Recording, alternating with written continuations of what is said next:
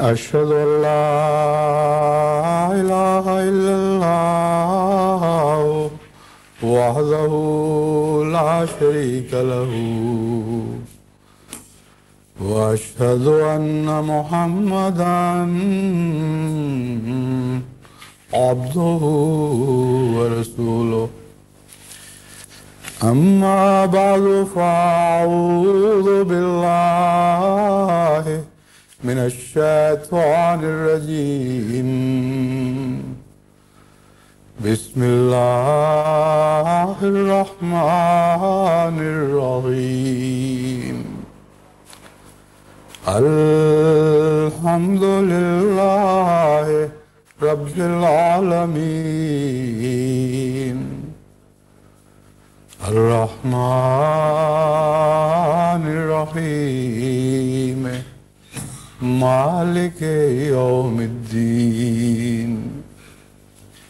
إياك نعبد وإياك نستعين اهدنا الصراط المستقيم صراط الذين أنعمت عليهم غير المغضوب عليهم ولا الضالين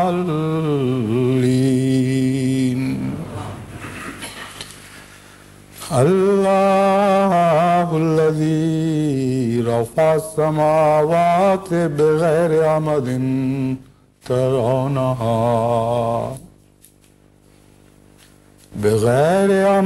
ترونها ثم استوى على العرش وسخر الشمس والقمر كل يجري لأجل مسمى يدبر الأمر يفصل الآيات لعلكم بلقاء ربكم توقنون۔ گزشتہ خطبے میں نے اس بات پر زور دیا تھا کہ دعوت اللہ کے لیے ضروری ہے کہ دل میں ایک جوش پیدا ہو، ایک گہری لگن اس کام سے پیدا ہو جائے جو محبت اور عشق میں تبدیل ہو جائے، اور انسان نہ صرف دوسرے کے کہنے کی مجبوری سے بلکہ اپنے دل کی مجبوری سے دعوت اللہ میں مصروف رہے، اور اس کی زندگی کا سکون اور چین دعوت اللہ کے ساتھ وابستہ ہو جائے۔ یہ وہ طریق ہے جس کے ذریعے اللہ تعالیٰ دنیا میں عظیم روحانی انقلابات برپا کرتا ہے۔ ولولے اور محبت اور جوش کا اپنا ایک مقام ہے، لیکن صرف یہی کافی نہیں، کیونکہ ولولے اور جوش اور محبت ایندھن سے مشابہت رکھتے ہیں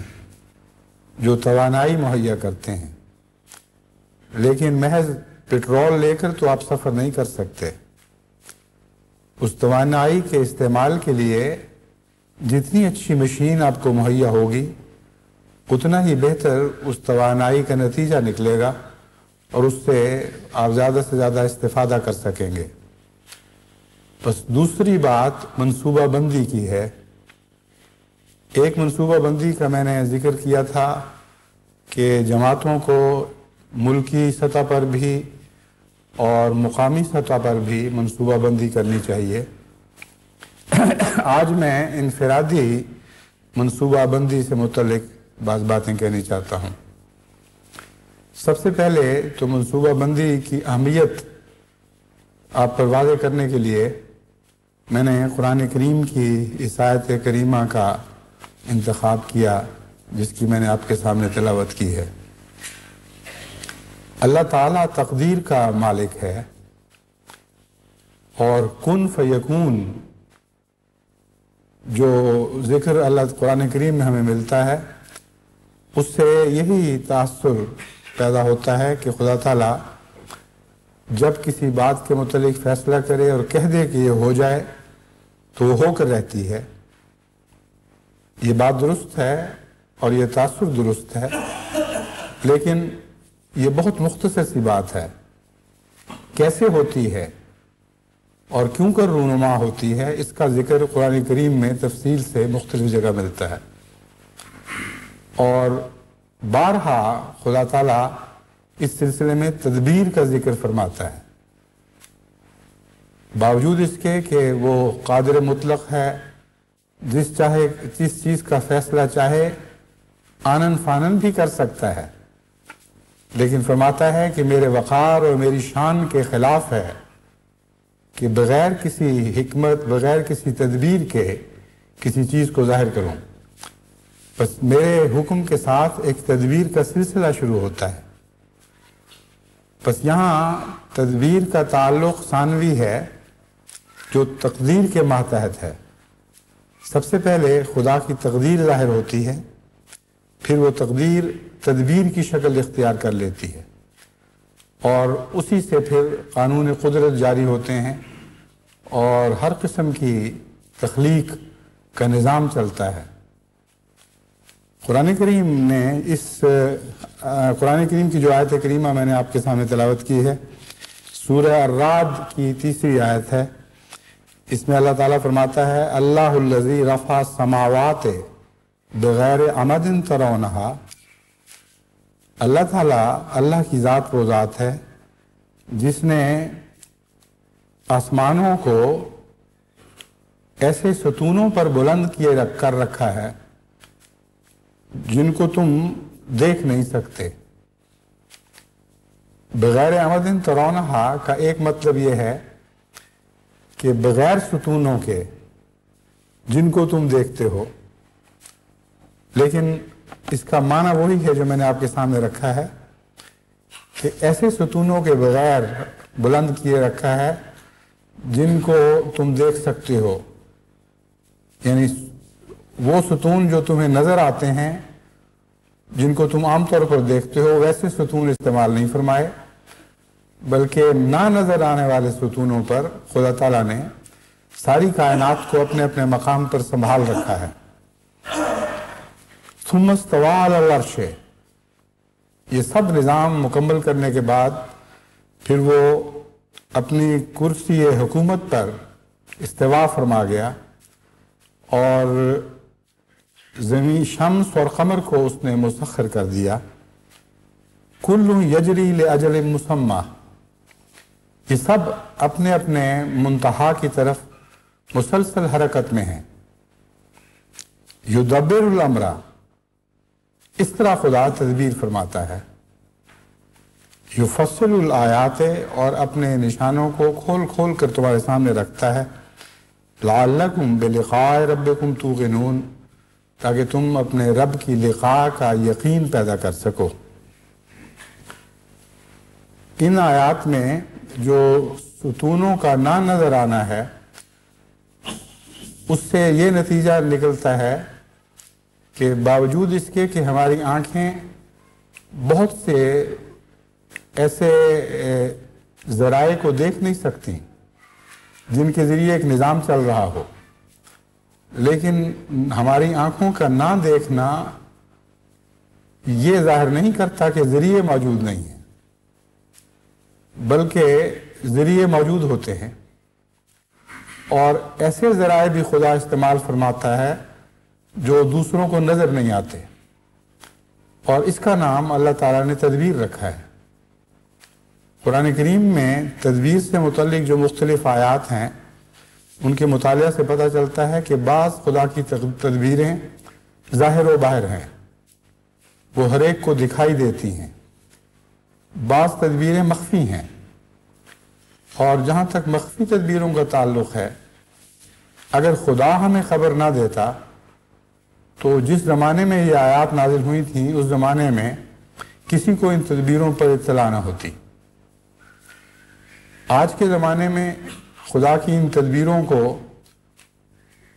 بنی نوع انسان نے، ان میں سے جو سائنسدان ہیں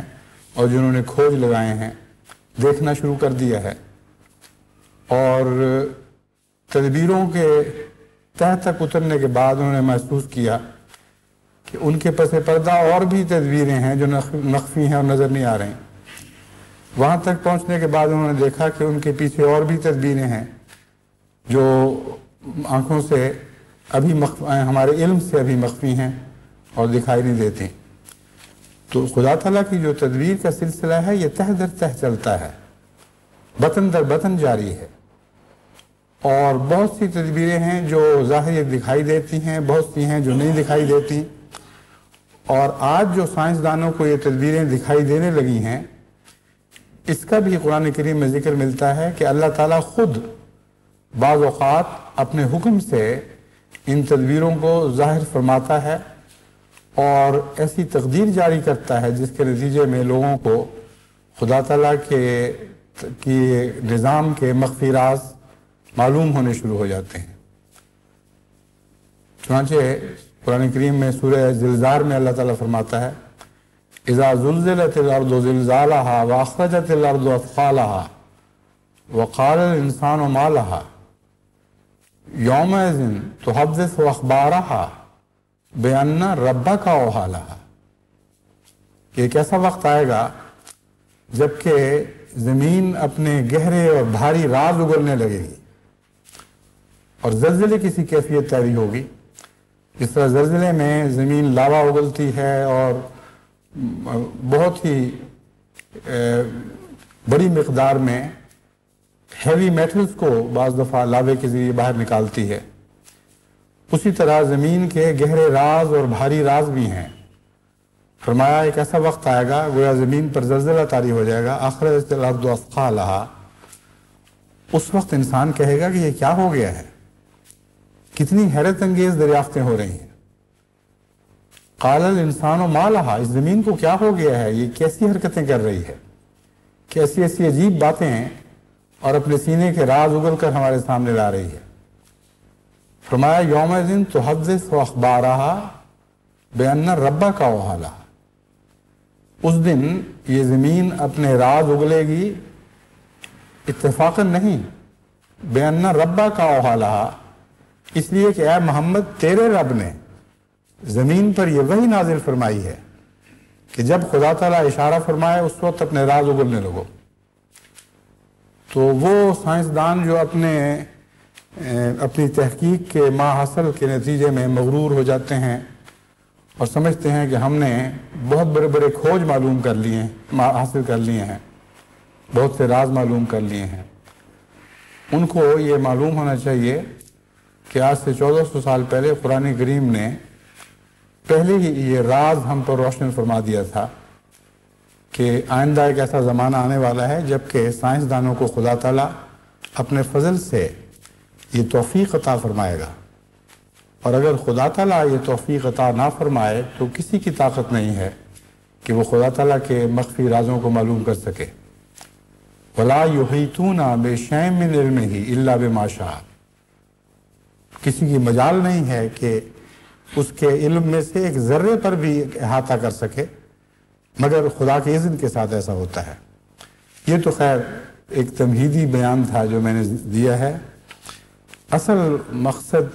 اس آیت کو آج آپ کے سامنے پیش کرنے کا یہ ہے کہ آپ کو بتاؤں کہ اللہ تعالیٰ جو قادر مطلق ہے وہ بھی تدبیر فرماتا ہے اور بعض مواقع پر وہ تدبیر مخفی رہتی ہے اور نظر نہیں آتی لیکن کام کر رہی ہوتی ہے. چنانچہ آگے فرمایا یفصل الآیات ہے. یہ تدبیر ایسی ہے کہ اگر خدا خود کھول کر بیان نہ کرتا تو تمہیں معلوم نہ ہوتا. بعض آیات اللہ تعالیٰ اپنی خود کھول کھول کر بیان فرماتا ہے تاکہ تم خدا تعالیٰ سے ملاقات کے دن کے بارے میں یا خدا تعالیٰ سے ملاقات کے مضمون پر یقین حاصل کر سکو. کیونکہ ان باتوں سے جو خدا تعالیٰ اپنے نشانات کھول کر بیان فرماتا ہے انسان کے دل میں ایمان بڑھتا ہے اور اس ہستی کی لقاء کی تمنا بھی پیدا ہوتی ہے، امید بھی بنتی ہے اور بالآخر یقین بھی پیدا ہو جاتا ہے. اب سوال یہ ہے کہ ایک عام آدمی جس کا علم تھوڑا ہے یا عمر کے لحاظ سے بچہ ہے یا بہت بوڑھا ہے یا اپنے وسائل کے لحاظ سے بہت ہی محدود طاقتیں رکھتا ہے، وہ کیسے منصوبہ بنائے؟ منصوبہ بنانا تو فرض ہو گیا۔ اگر خدا منصوبہ بناتا ہے تو خدا کے بندوں کو بھی محض کن کہہ کر کچھ حاصل نہیں ہو سکے گا۔ خدا کے بندوں کا کن تو ان کا مصمم ارادہ ہوا کرتا ہے، یہ عہد ہوتا ہے کہ ہم یہ کام ضرور کریں گے۔ بس جب دعوت اللہ کی تحریک کی جاتی ہے تو ہزاروں لاکھوں احمدی ہیں جن کے دل میں کن کا لفظ اس طرح ظاہر نہیں ہوتا کہ کن کی شکل میں ظاہر ہو، مگر نیک ارادوں کی صورت میں، نیک تمناؤں کی صورت میں کن کا لفظ ان کے دلوں میں اٹھتا ہے، ان کے ذہنوں پر چھا جاتا ہے، اور وہ فیصلہ کرتے ہیں کہ ہم نے بھی کچھ کرنا ہے، اور آگے ہوتا کچھ نہیں۔ کچھ دیر کے بعد یہ کن کی آواز دھیمی ہوتی آہستہ آہستہ غائب ہو جاتی ہے اور نتیجہ کچھ بھی نہیں نکلتا۔ اس کی وجہ یہ ہے کہ انہوں نے اپنے رب سے تخلیق کا طریق نہیں سیکھا۔ کن کہہ کر خدا تعالیٰ معاملے کو وہیں ختم نہیں فرما دیتا، بلکہ زمین و آسمان کی پیدائش کے سلسلے میں بھی فرمایا کہ تدبیر فرماتا ہے اللہ تعالیٰ،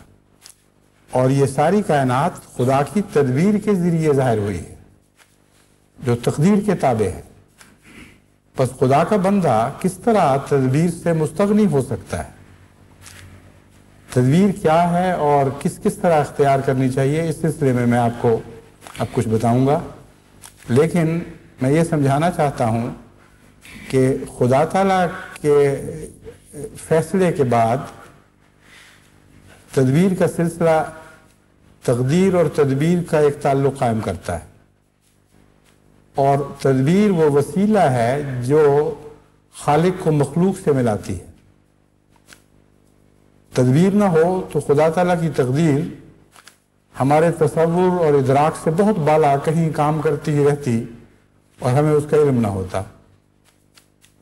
یہ جو کائنات میں قوانین جاری ہیں یہ تدبیریں ہیں، اور ان تدبیروں کے راستے ہم خدا کی تقدیر کو پہچاننے لگتے ہیں۔ گویا یہ پل کا سا کام دیتی ہیں جو مخلوق کو خالق سے ملاتی ہیں۔ یہاں تقدیر پہلے ہے اور تدبیر بعد میں ہے۔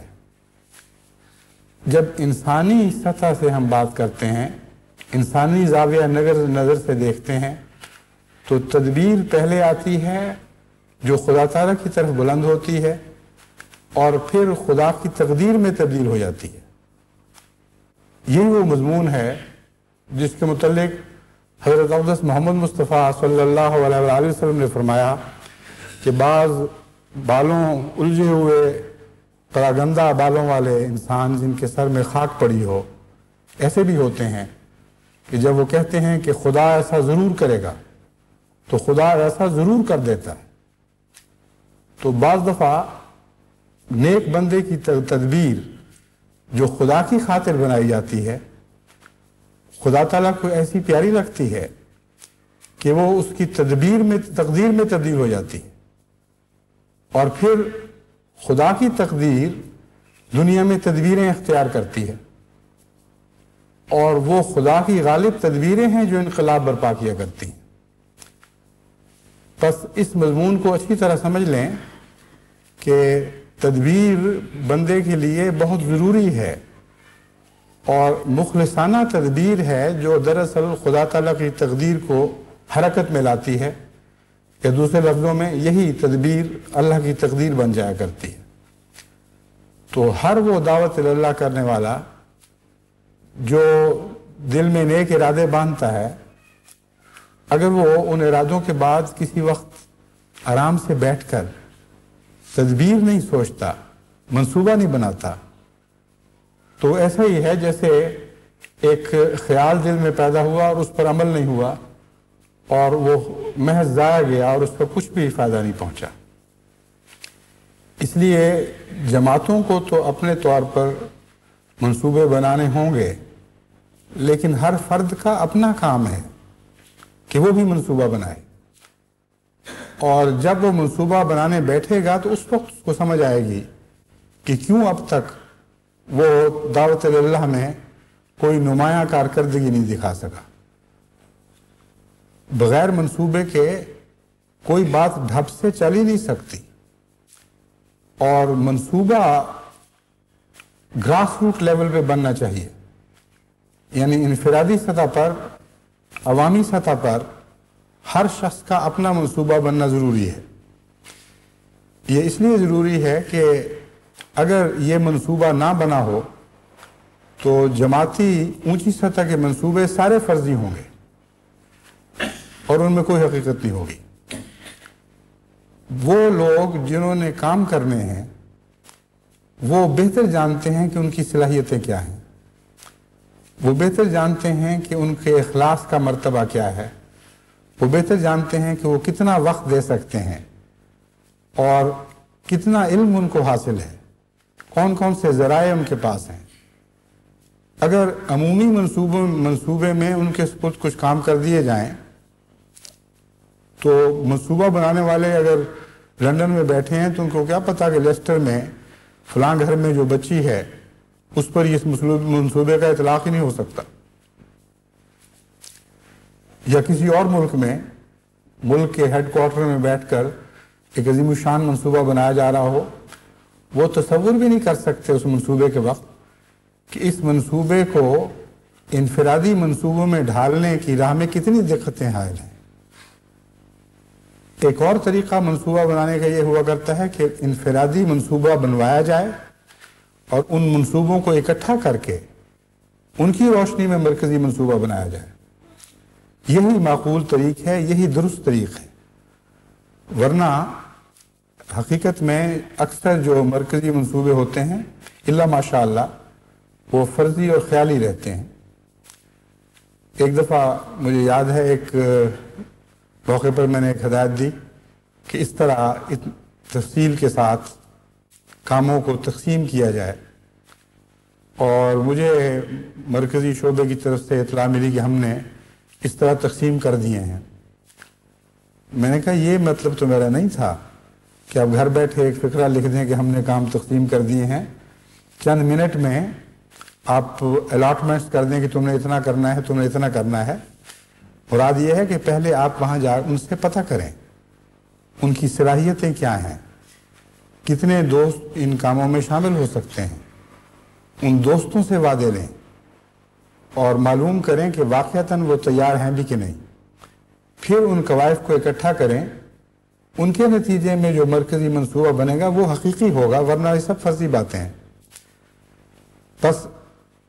جماعت کے عمومی منصوبے کی کامیابی کے لیے بھی ضروری ہے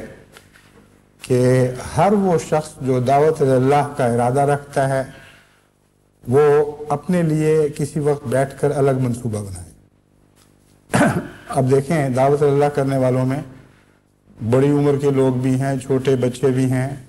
عورتیں بھی ہیں، مرد بھی ہیں، کالج کی پڑھنے والی لڑکیاں بھی ہیں اور کام کرنے والے لوگ ہیں۔ ہر ایک کے حالات مختلف ہیں، ہر ایک کا علم مختلف ہے، ہر ایک کو مختلف وقتوں میں مختلف دنوں میں وقت میسر آتے ہیں، اور بہت سے ایسے ان میں سے ہیں جو کسی مرکزی کلاس میں شامل ہو ہی نہیں سکتے لیکن نیک ارادہ رکھتے ہیں۔ ان سب کو میری نصیحت یہ ہے کہ وہ سب سے پہلے تو دعا کریں، 2 نفل پڑھیں، اللہ تعالیٰ سے مدد چاہیں اور خدا سے یہ عرض کریں کہ اے خدا تو جانتا ہے کہ ہمارے پاس بہت ہی معمولی ذرائع ہیں اور ہمیں ہر لحاظ سے کمزوری کا احساس ہے، اپنی بے بسی کا احساس ہے، اس لیے آج ہم تیری خاطر منصوبہ بنانے کے لیے بیٹھے ہیں۔ تو ہمیں روشنی عطا فرما، ہمیں توفیق عطا فرما کہ جو منصوبہ بنائیں تیری رضا کو حاصل کرنے والا ہو، اور جو منصوبہ بنائیں وہ ثمردار بنے، اس کو پھل لگیں، اور پھل لگنے تک جو محنت مجھے کرنی چاہیے مجھے اس محنت کی توفیق بھی عطا فرما۔ یہ دعا کر کے 2 نفل پڑھ کے اگر کوئی شخص منصوبہ بنانے کے لیے بیٹھے گا تو یقیناً اس کے بعد وہ کام شروع ہو جائے گا۔ اکثر دعوت اللہ کرنے والے جو غافل ہیں وہ اس لیے کہ وہ نہ دعا کرتے ہیں، نہ زندگی سے اپنی ذات کے لیے کوئی منصوبہ بناتے ہیں۔ آپ کے علم میں مختلف طبقات کے احمدی ہوں گے، آپ ان پر نظر ڈال کر دیکھ لیں، اپنے نفس کا بھی جائزہ لے کے دیکھیں، آپ کو معلوم ہوگا کہ دعوت اللہ کی خواہش تو پیدا ہوئی، لیکن عملاً ٹھوس کام کرنے کی طرف بہتوں نے پہلا قدم بھی نہیں اٹھایا۔ تعلقات کے دائرے ہیں، سوشل وسیع رابطے موجود ہیں، لیکن یہ سمجھ نہیں آتی کہ دعوت اللہ کیسے کریں گے۔ اسکول جانے والے بچے ہیں، بچیاں ہیں، جن کو اگر وہ چاہیں تو اپنے دائرے میں تو تبلیغ کی توفیق مل سکتی ہے، مگر کیسے کریں اس کی ان کو سمجھ نہیں آتی۔ اس لیے باہر سے جو پیغام ان کو ملتے ہیں تبلیغ کرو، وہ کوئی نتیجہ نہیں پیدا کر سکتے۔ بس ہر شخص کو بیٹھ کر، جیسا کہ میں نے کہا ہے، دعا کرنے کے بعد اپنا منصوبہ خود بنانا چاہیے۔ مثلا ایک اسکول کی بچی جب بیٹھے گی کاغذ لے کر، تو پہلے تو خالی دماغ کے ساتھ اس کو سمجھ نہیں آئے گی میں کیا لکھوں، کیسے منصوبہ بناؤں۔ یہ جو بے بسی کا احساس ہے یہ کچھ دیر رہے گا، پھر وہ سوچے گی اور غور کرے گی تو کہے گی اچھا میری فلاں سہیلیاں ہیں، فلاں مس ہے، اس کے ساتھ میرے اچھے تعلقات ہیں، تو میں ان کو کوئی لٹریچر دے دیتی ہوں، ان کو گھر پہ دعوت پہ بلا لیتی ہوں، اپنے امام صاحب کو یا کسی اور بزرگ کو درخواست کرتی ہوں کہ میں اپنی سہیلیوں کو یا اپنی مس وغیرہ کو بلانا چاہتی ہوں دعوت پر،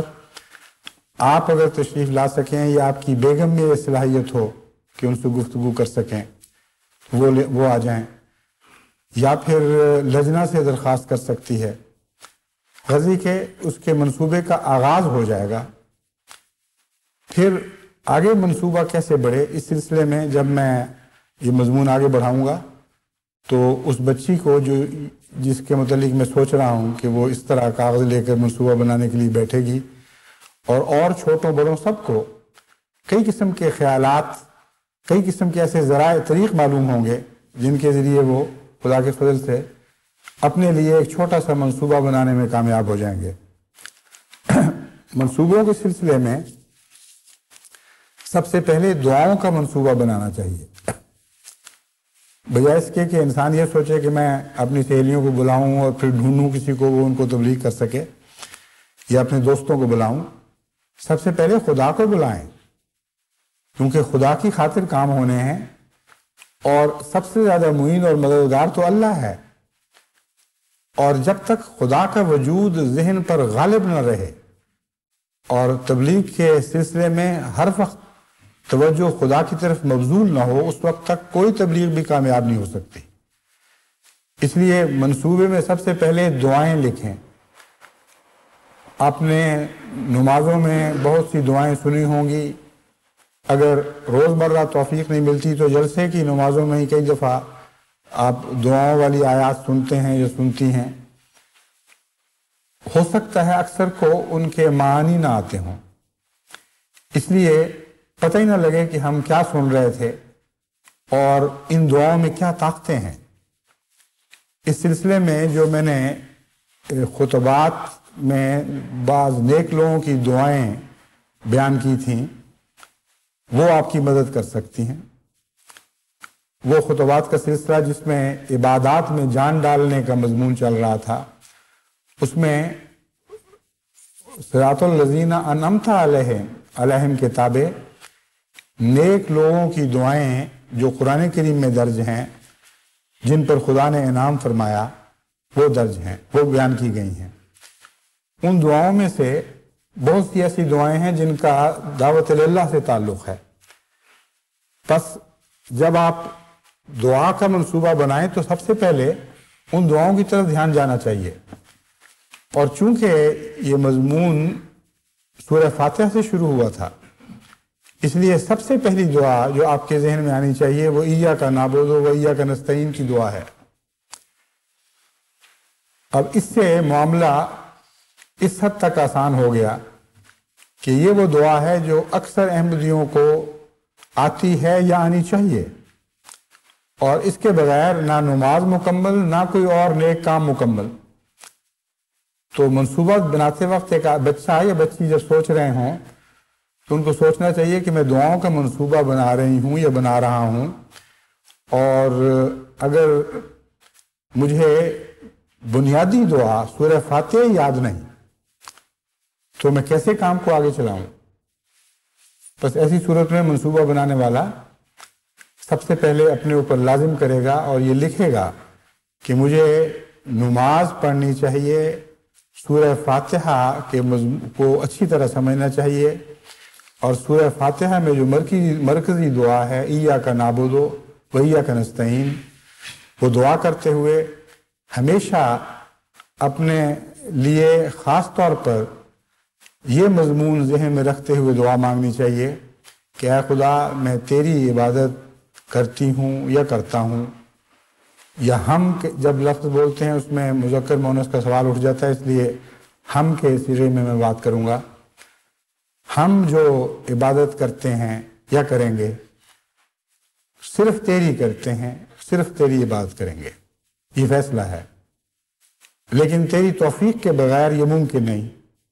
اس لیے ایاک نستعین، ہم تجھ سے ہی مدد مانگتے ہیں اور ہمیشہ تجھ ہی سے مدد مانگتے رہیں گے۔ یہ بنیادی دعا کرنے کے بعد اس کے مختلف مضامین، اس دعا کے ذریعے مختلف مضامین میں دعائیں مانگی جا سکتی ہیں۔ مثلاً ایک دعوت اللہ کرنے والا پھر دوبارہ اس مضمون پر غور کرتے ہوئے یہ دعا مانگ سکتا ہے کہ اے خدا ہم تیری عبادت کرتے ہیں، صرف تیری ہی کریں گے، اور ہم میں ساری دنیا اس کے ساتھ شامل ہو، اور یہ دعا یہ ارادہ بن جائے کہ ہم دنیا سے غیر اللہ کی عبادت کو مٹانے کا عزم رکھتے ہیں۔ ہم بطور بنی نوع انسان جن کی نمائندگی میں کر رہا ہوں یا کر رہی ہوں، ہم یہ فیصلہ کرتے ہیں کہ اے خدا تیرے سوا اب دنیا میں کسی اور کی عبادت نہیں ہوگی، اور اس غرض کے لیے ہم جو کوشش کرنا چاہتے ہیں اس میں تیری مدد چاہیے۔ تو ہماری مدد فرما تاکہ ہم کامیابی کے ساتھ تیرا پیغام دنیا میں پھیلا سکیں اور تیری عبادت کو قائم کر سکیں۔ بس ایاک نعبد و ایاک نستعین کی دعا جو روزانہ ہر نماز کی ہر رکعت میں خدا کا ہر بندہ خدا سے مانگتا ہی ہے، اس دعا کو دعوت اللہ کی دعا کے لیے ظرف بنا دیں، وہ برتن بنا دیں جس میں آپ اللہ سے اللہ کے فضلوں کی بھیک مانگیں، اور پھر جیسا کہ میں نے بیان کیا ہے ان لوگوں کی دعائیں یاد کریں جن لوگوں نے خدا سے انعام پائے اور دعوت اللہ کے سلسلے میں انہوں نے عاجزانہ دعائیں کی، ایسی دعائیں کی جن کو خدا نے اس حد تک پسند فرمایا کہ حضرت محمد مصطفیٰ صلی اللہ علیہ وسلم کو وحی کے ذریعے مطلع فرمایا کہ یہ میرا بندہ فلاں زمانے میں میری خاطر دعوت کے لیے نکلا تھا اور یہ دعا کرتا تھا۔ یہ اس لیے کیا تاکہ آپ کی امت ہمیشہ ان دعاؤں سے فائدہ اٹھاتی رہے۔ تو ایک دعوت اللہ کرنے والے کو جب یہ پتہ ہی نہ ہو کہ اس سے پہلے دعوت اللہ کرنے والوں نے خدا سے کس کس رنگ میں مدد مانگی تھی جو مقبول ہوئی، جو خدا کو پسند آئی، وہ کیسے اپنے لیے خدا تعالیٰ سے بہتر فیض، اچھے فیض کی توقع رکھ سکتا ہے، اس کے دل میں جذبہ ہی نہیں پیدا ہوگا، نہ ادھر سے جواب آئے گا۔ بس ان دعاؤں میں سے مثلاً حضرت موسیٰ کی دعا ہے رب اشرح لی صدری ویسر لی امری واحلل عقدۃ من لسانی یفقہوا قولی۔ ہر دعوت اللہ کرنے والے کے لیے یہ دعا ضروری ہے۔ رب اشرح لی صدری، اے اللہ مجھے شرح صدر عطا فرما۔ شرح صدر کے مضمون میں لگن اور ولولہ بھی داخل ہے، اور وہ کامل یقین بھی داخل ہے جو اپنے پیغام پر ایک انسان کو حاصل ہو سکتا ہے۔ اے خدا میں جو بات کہوں اس کے متعلق میرا دل اپنی گہرائیوں تک مطمئن ہو کہ میں صحیح بات کر رہا ہوں اور درست بات کہہ رہا ہوں، پوری طرح شرح صدر نصیب ہو، اور اس مضمون میں میرے دل میں ایک ولولہ پیدا ہو، کیونکہ جو بات یقین کی طرح، میخ کی طرح دل میں گڑ جاتی ہے، اس سے لازماً ولولہ پیدا ہوتا ہے۔ حضرت مسیح موعود علیہ السلام نے جہاں جہاں بڑے جوش کے ساتھ بنی نوع انسان کو پیغام دیے ہیں، وہاں آپ یہ دیکھ کر حیران ہوں گے کہ ان مقامات پر واضح طور پر یہ فرماتے ہیں کہ یہ ایک ایسی سچائی ہے جس کے لیے میرے دل میں بے حد جوش پیدا ہوا ہے اور میں رک نہیں سکتا، مجھے یہ اختیار نہیں ہے کہ میں خاموش رہوں اس موقع پر۔ پس شرح صدر یقین سے پیدا ہوتا ہے، اور یقین کے نتیجے میں بے انتہا جوش پیدا ہوتا ہے اور دل میں ولولہ موجیں مارنے لگتا ہے۔ پس رب اشرح لی صدری کی دعا کرتے وقت آپ یہ مضمون اپنے ذہن میں رکھیں، وَيَسِّرْ لِي امری، اور میرا کام میرے لیے آسان فرما دے۔ اب دیکھیں، جیسا کہ میں نے بیان کیا تھا، مختلف لوگ مختلف علم رکھتے ہیں، مختلف طاقتیں رکھتے ہیں، مختلف ان کی صلاحیتیں ہیں، اور ہر دعوت اللہ کرنے والا آغاز میں طبعاً ایک جھجک محسوس کرتا ہے، اور اپنی لا علمی اور بے بدعتی کے احساس کے نتیجے میں وہ سمجھتا ہے میں اس قابل نہیں ہوں کہ اس میدان میں کوئی کامیابی حاصل کر سکوں۔ تو اللہ تعالیٰ فرماتا ہے کہ جب دعائیں کرو، یعنی فرماتے کا مطلب یہ ہے کہ خدا نے اس مقصد کے لیے یہ دعائیں ہمارے سامنے رکھیں کہ ان دعاؤں سے فائدہ اٹھاؤ، اور ان دعاؤں میں یہ دعا شامل ہے جس میں حضرت موسیٰ نے عرض کیا وَيَسِّرْ لِي امری، اے خدا میرا کام بہت مشکل ہے، میرے بس کی بات نہیں۔ دنیا کے سب سے بڑے جابر بادشاہ کو پیغام ہدایت دینے کے لیے تو نے مجھے چنا ہے، اور مجھے ارشاد ہے کہ میں جا کر اپنی اس کمزوری کے باوجود جو میں محسوس کر رہا ہوں اس کو یہ پیغام دوں اور اس عظیم مقصد کو حاصل کروں۔ فرمایا یسر لی امری، یہ معاملہ میرا آسان فرما دے۔ اس دعا کے ساتھ بڑے بڑے مشکل کام آسان ہو جاتے ہیں اور آسان ہوتے دیکھے گئے ہیں۔ روزمرہ کی زندگی میں جن دعوت اللہ کرنے والوں نے یہ دعائیں کی ہیں وہ جانتے ہیں کہ اللہ تعالیٰ خود اپنے فضل سے ان کے نتیجے میں مشکلوں کو آسان فرما دیتا ہے۔ کئی دعوت اللہ کرنے والے ایسے ہیں جنہوں نے اس مضمون کی دعا کے ساتھ اپنے واقعات لکھے ہیں کہ اس طرح ایک موقع پر ہم تبلیغی گفتگو کے دوران سخت مشکل میں پھنس گئے۔ اس وقت ذہن اس دعا کی طرف متوجہ ہوا اور دعا کی، اور اس طرح اللہ تعالیٰ نے موجزانہ طور پر وہ مشکل حل فرما دی، اس مشکل کام کو آسان کر دیا، اور مخالف کو خدا کے فضل سے شکست کھانی پڑی۔ بس یہ دعائیں بہت طاقتور دعائیں ہیں، یہ وہ روحانی ہتھیار ہیں جن کے بغیر کوئی داعی اللہ میدان میں نکلنے کا تصور بھی نہیں کر سکتا، کیونکہ اس پر وہی بات صادق آئے گی کہ اس سادگی پہ کون نہ مر جائے خدا، لڑتے ہیں اور ہاتھ میں تلوار بھی نہیں، کیسی لڑائی کو نکلو گے جبکہ وہ ہتھیار آپ کے پاس نہ ہوں جو آزمودہ ہتھیار ہیں، جن کو خدا تعالیٰ نے خود آپ کے لیے مہیا فرما دیا ہے، یہ کہتے ہوئے کہ پہلے بھی بڑے لوگوں نے یہ ہتھیار استعمال کیے تھے اور کامیابی سے استعمال کیے تھے، آؤ اور میرے اسلحہ خانے سے یہ ہتھیار لو اور ان ہتھیاروں سے سج دھج کر پھر میدان میں نکلو۔ وَاحْلُلْ عُقْدَةً مِّن لِّسَانِی، اے خدا میری زبان کی گانٹھ کھول دے۔ حضرت موسیٰ کے متعلق یہ آتا ہے کہ آپ کو لکنت تھی، اور لکنت کے نتیجے میں وہ سمجھتے تھے کہ میں پیغام صحیح پہنچا نہیں سکوں گا، لیکن اس حضرت موسیٰ کی اس بشری کمزوری تک اس دعا کو محدود رکھنا درست نہیں ہے، کیونکہ وَاحْلُلْ عُقْدَةً مِّن لِّسَانِی سے مراد صرف یہ نہیں ہے کہ میں بغیر لکنت کے بات کر سکوں، مراد یہ ہے کہ مجھے فصیح و بلیغ کلام کی قدرت عطا فرما، میں جو مضمون بیان کروں کسی مضمون کے بیان کے وقت میری زبان میں گانٹھ نہ پڑے، کوئی تردد نہ آئے۔ بس یہ تبلیغی میدان میں گفتگو کے وقت فصاحت و بلاغت مانگنے کی عجیب دعا ہے۔ وَاحْلُلْ عُقْدَةً مِّن لِّسَانِي يَفْقَهُوا قَوْلِي۔ دیکھیں کیسی نیک انجام دعا ہے، کسی پہلو کو خالی نہیں چھوڑتی۔ پھر عرض کیا کہ اے خدا میری فصاحت و بلاغت کس کام کی اگر دشمن میری بات سمجھے ہی نہ۔ ایسی فصاحت و بلاغت عطا فرما یفقہوا قولی کہ میرے مخاطب میری باتوں کو سمجھنا شروع کر دیں۔ پھر اگر وہ انکار کریں گے تو ان پر حجت تمام ہو چکی ہوگی، پھر خدا کی تقدیر حرکت میں آئے گی۔ پس فرعون اور اس کے ساتھیوں کا غرق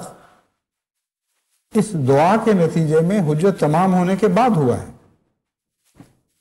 لا علمی کی حالت میں ان سے یہ سلوک نہیں کیا گیا۔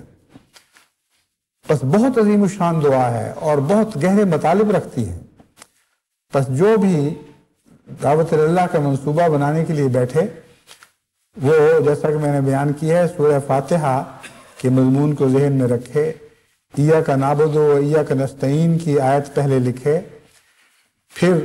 سوچے کہ اس آیت کے تابع اور کون سی آیات قرآنی ہیں جو میرے کام میں ممد و معاون ثابت ہو سکتی ہیں۔ ان میں سے یہ آیت جیسا کہ میں نے چن کے پیش کی ہے یہ بھی شامل کرے۔ پھر وہ دعا ہے ربنا افرغ علینا صبرا وثبت اقدامنا وانصرنا علی القوم الکافرین، کہ ہے ہمارے رب افرغ علینا صبرا، ہم پر اپنے فضل سے صبر نازل فرما دے۔ افرغ کی دعا سے میں ایک بہت ہی لطیف بات یہ ہے کہ صبر کرنا مشکل ہوتا ہے، اور افرغ علینا صبرن کا مطلب ہے صبر کو ہمارے لیے آسان فرما دے، صبر میں ہمیں شرح صدر عطا فرما دے، ایسے صبر کی طاقت عطا فرما جس سے طبیعت میں فراغت کا احساس ہو اور کھلے دل سے صبر کریں۔ ورنہ بعض ایسے صبر کرنے والے بھی ہوتے ہیں جو واویلا بھی کرتے جاتے ہیں اور کہتے ہیں صبر آ گیا ہمیں، اور ساتھ ان کا دل بھی غم میں گھلتا رہتا ہے۔ تو افرغ کی دعا بہت ہی عظیم شان دعا ہے، تکلیفیں اس راہ میں آئیں گی، یہ بھی اس دعا کا پیغام ہے۔ اس دعا سے دعوت اللہ کرنے والے کو یہ تنبیہ بھی ہو جاتی ہے کہ جو کام ہے اس راہ میں مشکلات ہوں گی، دل آزاریاں ہوں گی، طرح طرح کے دکھ دیے جائیں گے، عزتوں پر حملہ کیا جائے گا، جان مال پر بھی حملہ ممکن ہے۔ بس یہ راستہ بہت مشکل راستہ ہے، اللہ تعالیٰ سے مدد کے بغیر اس راستے کو طے کرنا ہمارے لیے ممکن نہیں ہے۔ تو یہ دعا سکھائی ربنا افرغ علینا صبرا، اے خدا صبر وہ دے جو دل میں کشائش پیدا کر دے، دل میں ایک اطمینان کا احساس بھی پیدا کر دے کہ ہم اس صبر سے خوب راضی ہو جائیں۔ وثبت اقدامنا، اور ہمارے قدموں کو مضبوط کر اس راہ میں۔ اب دیکھیں افرغ علینا صبرن کے ساتھ ثبت اقدامنا کا گہرا تعلق ہے۔ وہ صبر جو طعن و کرہن اس طرح اختیار کیا جائے کہ انسان اس صبر پر راضی نہ ہو، اس کے نتیجے میں جد و جہد کی اس کو طاقت نہیں نصیب ہو سکتی۔ وہ صبر طاقت بخشتا ہے جس کے ساتھ شرح صدر عطا ہو۔ جو کچھ کسی نے کرنا ہے انسان سے کر گزرے، ہر قسم کے دکھوں میں مبتلا ہونے کے بعد خدا کی خاطر اس کو کھلے دل کے ساتھ صبر نصیب ہو جائے، پھر وہ کہتا ہے اب ٹھیک ہے جو کچھ ہونا تھا ہو چکا، اب تو میں سب کچھ اپنی ساری طاقتیں اس راہ میں جھونک دوں گا اور کسی منزل پر میرے قدم نہیں ڈگمگائیں گے۔ یہ وہ آرزو ہے جو اس دعا کی صورت میں مانگی گئی ہے۔ اور ثبت اقدامنا، ہمارے قدموں کو مضبوط فرما دے۔ وانصرنا علی القوم الکافرین، اور ہماری یہ جد و جہد رائگاں نہ جائے، وہ جد و جہد جس کا آغاز یک طرفہ مظالم سے شروع ہوا، مد مقابل نے نصیحت ماننے کی بجائے ہمیں دکھ دیے، یہاں تک کہ ہمیں تجھ سے صبر کی التجا کرنی پڑی۔ اس کا انجام یہ کر کہ ہمیں فتح نصیب فرما اور ہمیں دکھ دینے والے مغلوب ہو جائیں۔ اب یہ وہ دعا ہے، اگر یہ بھی منصوبے میں داخل ہو تو دیکھیں کیسے کیسے لطف دے گی اور کتنی عظیم طاقتیں آپ کو عطا کرے گی۔ اور دعا مانگتے وقت آپ کے حوصلے بڑھیں گے، آپ کا یقین بڑھے گا اور عزم میں مضبوطی پیدا ہوگی، کیونکہ ثبت اقدامانہ کی حالت نصیب کی دعا اگر قبول ہو تو عزم کی مضبوطی اس میں شامل ہے۔ جس کے عزم مضبوط نہ ہو اس کے قدم بھی مضبوط نہیں ہو سکتے۔ بس یہ اور بہت سی اور دعائیں ہیں، میں دعاؤں کی تفصیل میں نہیں جانا چاہتا اس وقت، میں صرف یہ سمجھا رہا ہوں کہ منصوبہ کیسے بنائیں گے آپ۔ ہر منصوبہ بنانے والا پہلے دعاؤں کا منصوبہ بنائے، اور دعاؤں کے منصوبہ بناتے وقت یاد رکھے کہ عبادت کا قیام ضروری ہے۔ عبادت کے قیام کے بغیر اور نیک اعمال کے بغیر دعاؤں کو رفعت عطا نہیں ہوتی، کسی کلمے کو بلندی نصیب نہیں ہوتی۔ تو منصوبہ بناتے وقت انسان سوچتا بھی رہے، اپنے نفس کا محاسبہ بھی کرتا رہے، اور اگر نیک ارادے کے ساتھ عزم صمیم کے ساتھ منصوبے کے لیے بیٹھا ہے تو لازماً جو منصوبہ بناتے وقت کی فکریں ہیں وہ اس کے دل پر نیک اثر ڈالیں گی اور بہت سی پاک تبدیلیاں اس کے اندر پیدا کریں گی۔ بہرحال دعاؤں کے مضمون میں ایک اور بات کو بھی داخل کر لیں کہ منصوبہ بناتے وقت یہ بھی فیصلہ کریں کہ جن لوگوں کو میں تبلیغ یا ہم تبلیغ کریں گے ان کے لیے بھی دعائیں کیا کریں گے، اور اپنی دعاؤں کی طاقت کے کرشمے ان کو دکھائیں گے اور ان کو بتائیں گے کہ جس خدا کی طرف سے ہم آ رہے ہیں، جس خدا کی طرف بلانے کے لیے تمہیں دعوت دے رہے ہیں، اس خدا سے ہمارا تعلق ہے اور وہ ہماری دعاؤں کو سنتا ہے۔ بس ہم خدا کے راستے سے آ رہے ہیں، اس کا سب سے بڑا ثبوت یہ ہے کہ ہم تمہارے لیے دعائیں کرتے ہیں، دیکھو اللہ تعالیٰ اپنے فضل سے ان دعاؤں کو قبول فرماتا ہے اور تم پر ہمارا خدا سے تعلق ثابت کر دیتا ہے۔ سب دلیلوں سے بڑی دلیل دعا کی دلیل ہے اور مقبول دعا کی دلیل ہے۔ حضرت اقدس مسیح موعود علیہ السلام نے تبلیغی ہتھیاروں میں سب سے بڑی فوقیت دعا کو دی اور اپنی صداقت کے نشانوں کے طور پر سب سے زیادہ مقبول دعاؤں کو پیش فرمایا۔ ایسی کتابیں تحریر فرمائیں جیسے حقیقت الوحی، نشان آسمانی وغیرہ، جن میں کثرت سے ان دعاؤں کا ذکر ہے جن کی قبولیت کے خدا نے ظاہر و باہر نشان دکھائے، اور بہت احمدی ہیں جن کے آباء و اجداد ان دعاؤں کے مقبول دعاؤں کو دیکھ کر احمدی ہوئے تھے۔ شاید ہی کوئی ایسا گھر ہو آج احمدیت میں جن کے آباء و اجداد حضرت مسیح موعود علیہ السلام کے زمانے میں احمدی ہوئے ہوں اور ان کی احمدیت میں دعاؤں کا دخل نہ ہو، یا ان کی اپنی دعاؤں کا دخل ہے، یا حضرت مسیح علیہ السلام کے بزرگ صحابہ کی دعاؤں کا دخل ہے، یا براہ راست انہوں نے حضرت مسیح موعود علیہ السلام کی دعاؤں کا فیض پایا ہے، یا حضرت مسیح موعود علیہ السلام کی دعاؤں کو قبول ہوتے دیکھا ہے اور اس سے مروب ہو کر انہوں نے احمدیت کی سچائی کو قبول کیا۔ بس سارے دلائل ایک طرف اور مقبول دعائیں ایک طرف، بہت گہرا اثر پڑتا ہے اس کا۔ اب کثرت سے یہ رجحان پیدا ہو گیا ہے، مختلف ممالک سے لوگ خط لکھتے ہیں کہ میں عیسائی ہوں، میں ہندو ہوں، میں سکھ ہوں، میں فلاں ہوں، یا میں مسلمان ہوں لیکن احمدی نہیں۔ لیکن آپ کی مقبول دعا کے بعض واقعات میں نے سنے ہیں، بعض احمدیوں نے مجھے بتائے ہیں، اس لیے میں درخواست کرتا ہوں کہ میرے لیے اس معاملے میں دعا کریں۔ اور پھر بسا اوقات ان کا ایک خط آتا ہے کہ اللہ کے فضل کے ساتھ،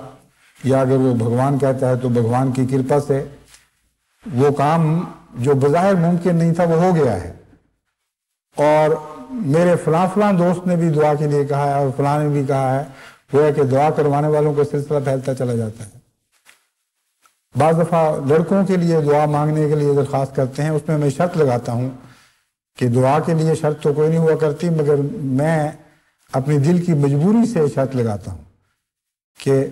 لڑکے کو موحد بناؤ گے، مشرک نہیں بناؤ گے، ایک خدا کی عبادت کرنے والا بناؤ گے، کیونکہ اگر یہ دعا میں شرط نہ لگاؤں تو وہ نعوذ باللہ مجھے خدائی طاقتوں والا سمجھنے لگ جائیں گے۔ اور دعا کرنے والے کے لیے ضروری ہے کہ جس کے لیے دعا کرے اس کو توحید پر قائم رکھے، اس کا سر اپنے سامنے نہ جھکائے بلکہ اس خدا کے سامنے جھکائے جس کی طرف سے اور جس سے گریہ اوزاری کے ساتھ وہ فیض مانگتے ہوئے اس کے لیے دعا کر رہا ہے۔ اور اللہ کے فضل سے اس کے نتیجے میں بہت سے لوگوں کو اسلام میں داخل ہونے کی بھی توفیق ملی۔ یہاں ایک بنگالی دوست ہیں، ان کی بیوی بھی تعلیم یافتہ ہیں، پڑھتے ہیں۔ وہ اپنی بیماری کے سلسلے میں ایک دفعہ آئے اور پھر ہومیوپیتھک دواؤں سے توجہ تو ہٹ گئی لیکن دعاؤں کی طرف زیادہ ہو گئی، اور سب سے زیادہ دعاؤں کے لیے کہا کرتے تھے۔ اللہ تعالیٰ نے فضل کیا، ان کی بہت سی مرادیں پوری ہوئیں۔ اب وہ کل باوجود اس کے وقت نہیں لیا ہوا تھا، وہ پہنچے کہ میں نے ضرور ملنا ہے۔ ساقی صاحب نے مجھے کہا کہ وہ تو بڑا زور دے رہے ہیں، میں نے کہا بلا لیں ان کو۔ کہتے ہم تو سب ٹھیک ہیں لیکن میری بیوی کی ایک دوست ہیں، ان کو بڑا سخت ہارٹ اٹیک ہوا ہے اور بہت ہی خطرناک حالت میں اس وقت ہسپتال میں ہے۔ وہ چونکہ میری بیوی سے آپ کے متعلق سنتی رہتی تھی، اس لیے اس نے مجھے اصرار کے ساتھ بھجوایا ہے کہ فوری طور پر جاؤ اور ان کو دعا کے لیے کہو، تب مجھے چین آئے گا۔ تو دعا کا معجزہ ایک زندہ معجزہ ہے۔ اس کا تعلق لطف کی بات یہ کہ صرف خلیفہ وقت سے نہیں ہے بلکہ ہر اس شخص سے ہے جو خلافت احمدیہ سے خلوص کا تعلق باندھتا ہے، اور اس راستے سے وہ اپنے تعلق حضرت مسیح موعود علیہ السلام، حضرت محمد مصطفیٰ صلی اللہ علیہ وآلہ وسلم سے بھی مضبوط کرتا ہے۔ اور آخری مقصد اس تعلق کا اللہ کو راضی کرنا ہے۔ یہ وہ توحید ہے جس پر قائم ہونے کے نتیجے میں دعاؤں کو برکت ملتی ہے، مقبولیت کی توفیق عطا ہوتی ہے، مقبولیت کا فیض عطا ہوتا ہے، اور جگہ جگہ ان دعاؤں کے فیض سے آپ دیکھیں گے کہ لوگ احمدیت کے صداقت کے قائل ہونے شروع ہو جائیں گے۔ لیکن افسوس ہے کہ دعاؤں کے مضمون میں دعوت اللہ کرنے والے پوری طرح استفادہ نہیں کر رہے۔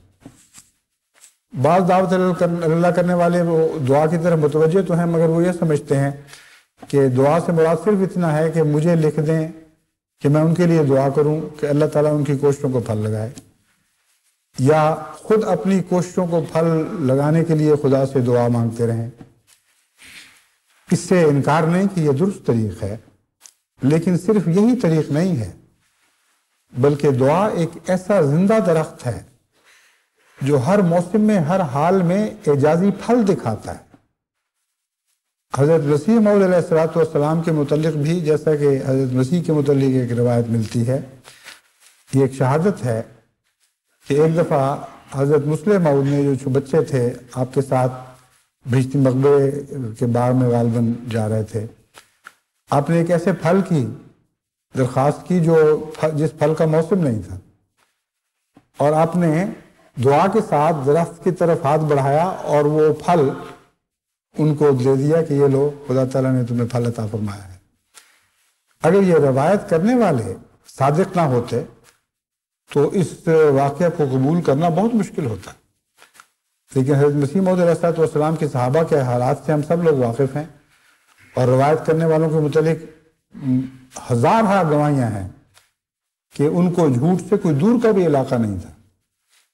اس لیے ان باتوں پر یقین کرنا پڑتا ہے، جن کے متعلق جب تاریخ بتاتی ہے تو یقین نہیں آتا۔ بس دعا میں یہ بہت بڑی طاقت ہے کہ وہ اعجازی پھل عطا کرتی ہے۔ اس یقین کے ساتھ آپ ان لوگوں کے لیے دعا کریں جن کو آپ تبلیغ کرتے ہیں، اور ان کے لیے صرف احمدیت کی دعا نہ کریں، کیونکہ احمدیت کی دعا میں ان کی تمنائیں ساتھ شامل نہیں ہیں۔ ان کے لیے وہ دعا کریں جس دعا کا فیض وہ اپنی آنکھوں سے دیکھیں اور ان کی دل کی تمنائیں پوری ہوں، تب ان کو یقین آئے گا۔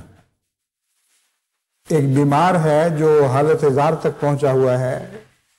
کئی ایسے مریض ہیں جن کے متعلق ڈاکٹر جواب دے دیتے ہیں، کئی ایسے مصائب ہیں جن میں انسان پھنس کر نجات کی کوئی راہ نہیں پاتا اور گھیرے میں آ جاتا ہے، کئی ایسی تکلیفیں ہیں جو قریبیوں سے پہنچتی ہیں، کئی ایسی تکلیفیں ہیں جو دشمنوں سے پہنچتی ہیں۔ انسان کو 100 قسم کے آزار ہیں، اور ہر انسان جو بظاہر خوش بھی دکھائی دیتا ہے اس کو کوئی نہ کوئی فکر ضرور ہوتی ہے۔ پس دعوت اللہ کرنے والے کو اپنے منصوبے میں یہ بات لکھ لینی چاہیے کہ میں انبیاء کی زبان میں دعائیں مانگوں گا اور دعا کے لیے دوسروں کو بھی لکھوں گا، اپنے لیے بھی دعا کروں گا، لیکن خدا تعالیٰ سے یہ اعجاز بھی مانگوں گا کہ جن لوگوں کو میں تبلیغ کرتا ہوں ان کو میری دعا سے دنیاوی فوائد بھی حاصل ہوں، مادی فوائد بھی عطا ہوں، تاکہ ان کا دل اس یقین سے بھر جائے کہ یہ شخص جو مجھے خدا تعالیٰ کی طرف بلاتا ہے یہ گھر سے آنے والا ہے، کوئی دور کی آواز نہیں ہے بلکہ گھر کے اندر سے اٹھنے والی آواز ہے، اس کا تعلق ہے اللہ تعالیٰ سے۔ جب یہ منزل طے ہو جائے تو ہر دوسری روک رستے سے اٹھا دی جاتی ہے۔ اس کے نتیجے میں ضروری نہیں کہ ایک انسان حق کو قبول کر لے، لیکن جس شخص کی دعاؤں کا فیض کوئی پاتا ہے اس کے لیے دل میں ایک ملائمت پیدا ہو جاتی ہے، نرم گوشے پیدا ہو جاتے ہیں، اس کی بات کو ادب اور احترام سے سنتا ہے اور بے وجہ کی حجت بازیوں میں مبتلا ہو کر اس کے پیش کردہ دلائل کو رد نہیں کیا کرتا، بلکہ اس کو بہت ہی ادب اور احترام سے اس خواہش کے ساتھ سنتا ہے کہ میرے دل میں جاگزین ہو، میں بات سمجھ جاؤں۔ چنانچہ میرا یہ بھی تجربہ ہے کہ بسا اوقات ایسے لوگ کچھ دیر کے بعد اس دعا کی بھی درخواست شروع کر دیتے ہیں کہ دعا کریں ہمیں ہدایت نصیب ہو، دعا کریں ہمیں توفیق ملے کہ ہم آپ کے ساتھ شامل ہو جائیں، اور یہ سلسلہ بعض دفعہ اتنی تیزی سے بڑھتا ہے کہ آدمی حیران رہ جاتا ہے۔ قادیان کے سفر میں ایک سکھ خاندان سے رستہ چلتے تھوڑا سا تعلق قائم ہوا اور وہ اتنی تیزی سے بڑھا کہ پہلے تو انہوں نے اپنے بچوں کے لیے اپنی مشکلات کے لیے دعا کا کہنا شروع کیا، پھر ایک دفعہ وقت لے کر آئے کہ میں نے ضرور ملنا ہے، ان کو میں نے وقت دیا تو مجھے کہا جی میرے لیے اب یہ دعا کریں کہ اللہ مجھے ہدایت دے۔ میں نے کہا ہاں میں دعا کرتا ہوں آپ کے لیے، کہ نہیں آپ نہیں بات سمجھے، مطلب ہے مجھے طاقت دے کہ میں آپ کے ساتھ شامل ہو جاؤں۔ اب یہ جو باتیں ہیں یہ دعا کے کرشمے ہیں، اور دعوت اللہ کے لیے سب سے زیادہ ضروری دعا ہے۔ بس باقی باتیں انشاءاللہ آئندہ خطبے میں بیان کروں گا۔ میں نے بہت کھول کر اس مضمون کو آپ پر روشن کیا ہے، کیونکہ اللہ تعالیٰ نے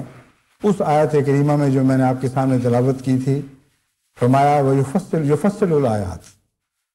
بعض معاملات کو خوب کھول کر بیان کرتا ہے، کیونکہ بعض ایسے اسباب ہیں جو نظر سے مخفی ہوتے ہیں، جیسے وہ عمود جن پر ساری کائنات اٹھائی گئی ہے، دکھائی نہیں دیتے۔ اگر اللہ تعالیٰ کھول کر بیان نہ کرے تو لوگوں کو پتہ بھی نہ لگے کہ ایسے عمود موجود ہیں۔ بس دعا کا عمد بھی ان عمود میں سے ہے جو سب سے زیادہ طاقت رکھتا ہے، ساری کائنات کو یہ عمد اٹھا سکتا ہے، لیکن لوگوں کو نظر نہیں آ رہا ہوتا۔ بس اس آیت کریمہ سے نصیحت پاتے ہوئے میں نے بھی اس مضمون کو آج خوب کھول کر آپ کے سامنے رکھا ہے، اور میں امید رکھتا ہوں کہ اپنے لیے ہر منصوبہ بنانے والا اس سے زیادہ استفادہ کرے گا۔